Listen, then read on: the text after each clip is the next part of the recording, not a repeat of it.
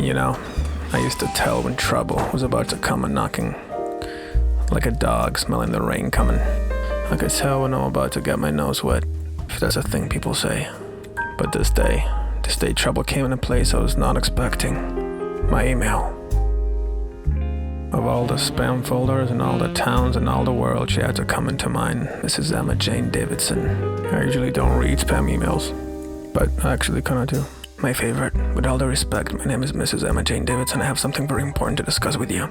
Please, can you kindly pay attention, waiting to hear from you urgent. I wanted to delete it, but I couldn't. What was it that was stopping me? I know this might be a scam, but something about Emma Jane. Let her go, I told myself, but like a scratch at the roof of my mouth. I couldn't just let it go. Mrs. Emma J. Davidson, you have my attention. I sent it, and she replied almost immediately. My dear beloved in Christ, how are you today? I hope all is well with you and your family for the glory of God. I'm Mrs. Emma Jane Davidson. I'm married to Mr. J.J. late Paul Davidson. Paul Davidson? Something about that name wasn't right. I kept reading. My darling, divine touch my heart to offer my inheritance through charity work to the least privileged, orphaned, and mother's children.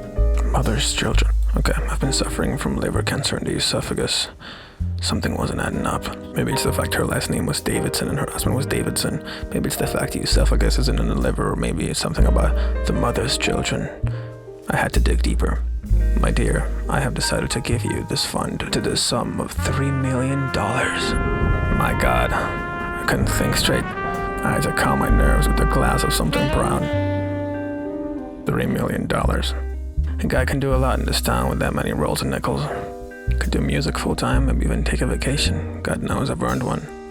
A man moves to LA for the weather and the promise of happiness just around the corner.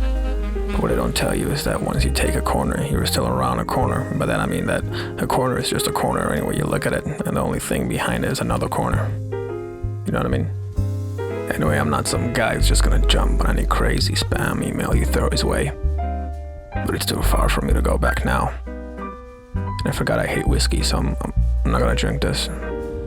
So let's get back to the thing. I was ready to see how deep this rabbit hole goes. I kept reading. My dear, I have decided to give you this fund to use for tremendous charity work for the glory of God with the help of at least the privileges and orphans on. Thanks and best regards. Your sister? It hit me like a ton of bricks. I have a sister. My brain was running like a rat in trouble. How could it be?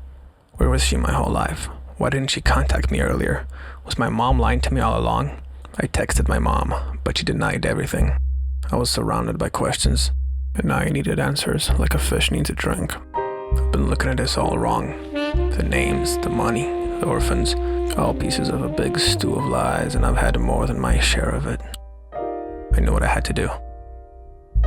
Sister, you no longer have my attention. And it was done. I needed some air. Was it the right thing to do? Only time will tell. I was told that when life eats you up, you don't ask questions, you just wait to be pooped. But hey, maybe now that I've gone through such a painful ordeal, maybe I like whiskey now. No, still gross. Still fucking gross.